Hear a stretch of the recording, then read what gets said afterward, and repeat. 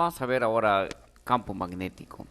Campo magnético, las primeras observaciones se hicieron hace 2500 años en una ciudad llamada Magnesia que está en Turquía. Esos pedazos de piedra que se llama magnetita tenían las siguientes características. Hay veces se atraían y hay veces se repelían. Eso concuerda mucho con las cargas positivas y negativas. Entonces se definió que el norte iba a atraer al sur. O sea, se definió el polo norte y se definió el polo sur en los imanes. Entonces el sur atrae al norte y el norte atrae al sur. Si ponen norte con norte, se repelen. Sur con sur, también se repelen. Igual es arbitrario decir quién es el norte y quién es el sur, pero una vez establecido quién es el norte, pues ya el otro polo va a ser el sur. Entonces, hoy sabemos que el campo magnético se origina debido a cargas en movimiento. Esas cargas en movimiento se dan también en los átomos. En los átomos describen trayectorias circulares o elípticas. Entonces, estas trayectorias circulares producen dipolos magnéticos. Esos dipolos magnéticos en los materiales ferromagnéticos pueden quedar alineados permanentemente. Si se logran alinear, entonces tenemos imanes permanentes. Antes del siglo XXI, todo se caracterizaba con estos imanes permanentes. Ahora, haciendo observaciones, se descubrió que los imanes permanentes atraían materiales ferrosos, es decir, que contienen hierro. Tanto el polo norte como el sur atraen el hierro.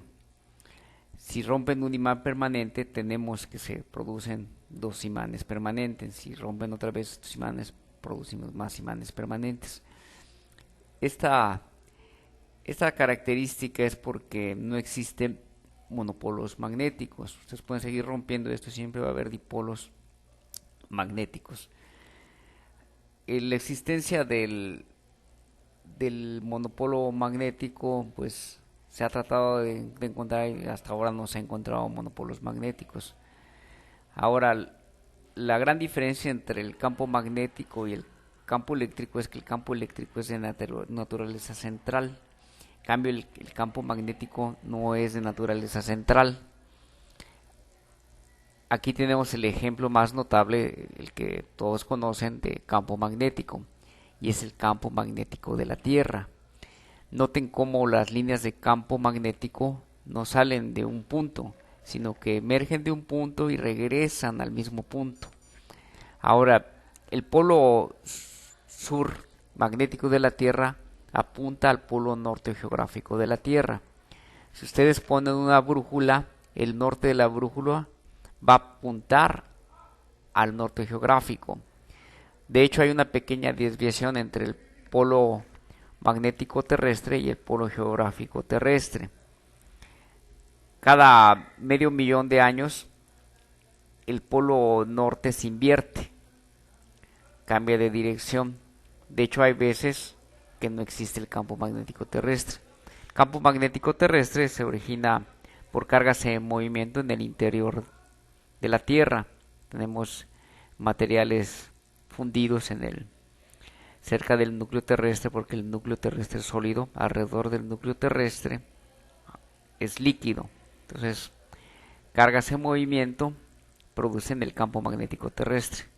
Aquí vemos como una brújula se orienta debido al campo magnético terrestre. Noten aquí como en el ecuador hacia donde apunta la brújula, y en el caso del polo sur, noten cómo cambiaría la posición de la brújula. Aquí vemos cómo se va desviando. Entonces así podemos hacer un intento de dibujo del campo magnético. Aquí tenemos el caso de la aurora boreal. ¿Qué es la aurora boreal? Bueno, el sol produce viento solar, que son partículas atómicas y subatómicas que viajan con gran energía.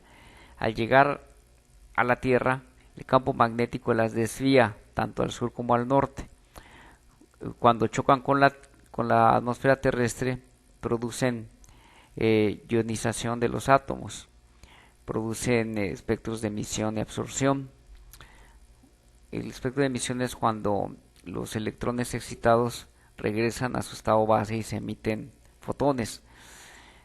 Esta es una aurora boreal que se produce en el polo norte. También existen las auroras australes que se producen en el polo sur. Aquí tenemos ahora el experimento de Oster, que fue en el siglo, a principios del siglo XIX,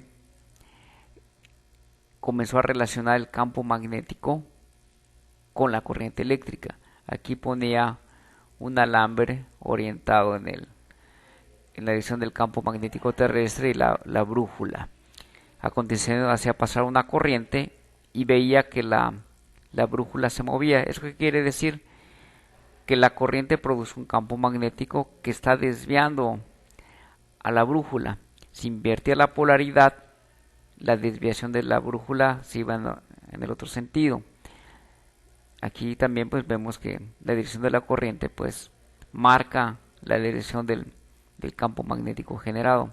Entonces a partir del siglo XIX se comenzó a hacer el reestudio del magnetismo de manera más formal, pues ya se conocía el origen del campo magnético. Después llegó Ampère y Faraday y vieron cómo se producen los campos magnéticos y cómo se da la inducción magnética. Más adelante Maxwell reunió todos estos fenómenos y formuló las leyes de Maxwell, que es como las 3 leyes de Newton, la base del electromagnetismo. Son 4 leyes de Maxwell que durante esta unidad nos falta ver la ley de Ampère y la ley de Faraday. Ya tenemos la ley de Gauss, que es una de las leyes fundamentales. Y también existe la ley de Gauss para el campo magnético.